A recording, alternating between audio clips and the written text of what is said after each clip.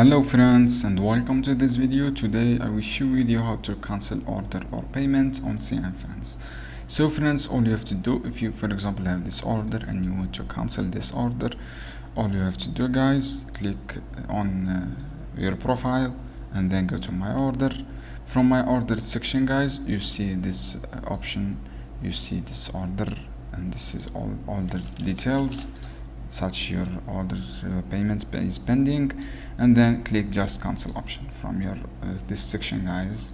From the my order section you find you find here guys section. If you have a paid order or payments pending, just click cancel. From here you see this option.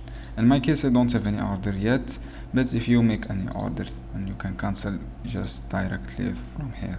This is how you can do friends. I hope this video helpful for you. Then don't forget to give like and give share this video. You can see here guys, this is a cancellation process.